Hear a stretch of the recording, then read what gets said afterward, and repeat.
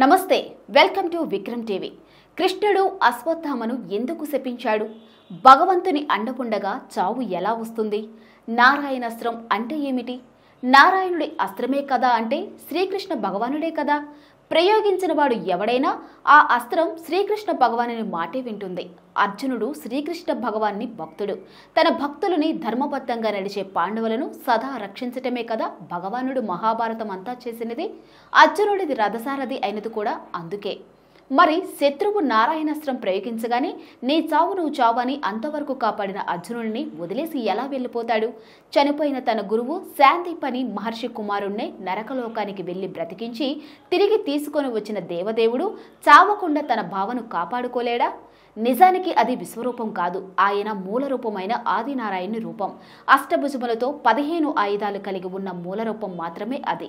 నిజానికి సృష్టి ఆరంభం నుంచి శ్రీహరి యొక్క విశ్వరూపం దర్శించిన ఒకే ఒక్క భాగ్యశాలి అర్జునుడు మాత్రమే. చివరికి విష్ణు సహస్రనామం అందించిన భీష్మునికి బ్రహ్మ రుద్రులకు కూడా దక్కలేదు ఆ అదృష్టం. ముందుగా మహాభారతంలోని సౌప్తిక పర్వంలో చెప్పబడిన అశ్వత్థామకి ఎందుకు శాపగ్రస్తుడయ్యాడో తెలుసుకుందాం. మహాభారత యుద్ధం తర్వాత అశ్వత్థామ పాండవుల చేతిలో దుర్యోధనుని మరణానికి ప్రతీకారం తెచ్చుకోవడానికి, బహుశా తన తండ్రి ద్రోణుడి మరణానికి ప్రతీకారం తెచ్చుకోవడానికి, వారిని చంపడానికి రాత్రి సమయంలో పాండవులు నివసిస్తున్న శిబిరంలోకి వెళతాడు. కానీ ఆ రాత్రి పాండవులు అక్కడ లేరు. అయితే అదే సమయంలో పాండవులకు ద్రౌపదితో ఉన్న 5 కుమారులు పాండవులు అని భావించారు. అతను 5 అమాయకులను చంపాడని తెలుసుకున్నప్పుడు అతను తన పాపానికి పశ్చాత్తాపం చెందడానికి వ్యాసుడి ఆశ్రమానికి వెళతాడు. అప్పుడు శ్రీకృష్ణుడు అశ్వత్థామ పాండవుల కుమారులను చంపాడని తెలుసుకొని ఆవేశంతో అశ్వత్థామని అంతం చేయడానికి పూనుకుంటాడు. అశ్వత్థామ వ్యాస మహర్షి ఆశ్రమంలో తలదాచుకుంటున్నాడని తెలిసి అక్కడికి బయలుదేరతారు. భారత యుద్ధంలో ఒక రాత్రిపూట అందరూ ఏమరపాటుగా ఉన్నప్పుడు అశ్వత్థామ ఉప పాండవులను దృష్టద్యుమ్నుణ్ణి, శిఖండుని ఇతరులను చంపుతాడు. ఆ తర్వాత మిగిలిన పాండవులను చంపడానికి బ్రహ్మాస్త్రం వాడినప్పుడు అర్జునుడు కూడా బ్రహ్మాస్త్రం ఎక్కుపెడతాడు. కానీ వ్యాసుడి కోరిక మేరకు అర్జునుడు దాన్ని ఉపసంహారం చేస్తాడు. అశ్వత్థామకు ఉపసంహారం చేయటం తెలియక దానిని ఉత్తర గర్భంలోని పిండంకు గురిపెట్టి వదులుతాడు.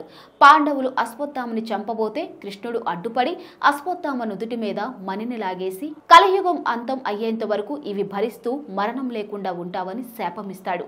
దీనివల్ల పెద్దగా నష్టం జరగలేదు. ఎందుకంటే అభిమన్యుడి భార్య ఉత్తర గర్భంలో ఉన్న శిశువు పరీక్షితును చంపినప్పటికీ కృష్ణుడు దాన్ని తిరిగి బ్రతికించగలిగాడు. అయితే ఇక్కడ ఇంకొక పాయింట్ ఏమిటంటే అభిమన్యుడి భార్య శశిరేఖ కదా, ఉత్తర కాదు అనే అనుమానం రాకమానదు.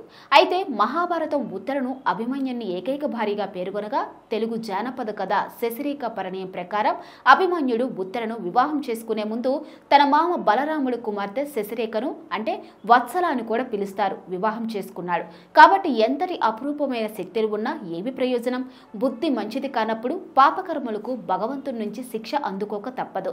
కొంచెం అటు ఇటుగా కలియుగంలో కూడా ఇలాంటి అశ్వత్థాములు చాలా మందే ఉన్నారు. వయసులో ఉన్నప్పుడు కన్ను మిన్ను కానరాకుండా ఇతరులను ఏడిపించి హత్యలు, కొట్లాటలు అని తిరిగిన వారు ఒక వయసు దాటాక పక్షవాతం బారిన పడి నా అనే దిక్కు లేకుండా జీవోత్సాలుగా బ్రతికే వాళ్ళు ఎంతమంది లేరు? కాబట్టి ఇక్కడ నీతి అనేది సుస్పష్టం.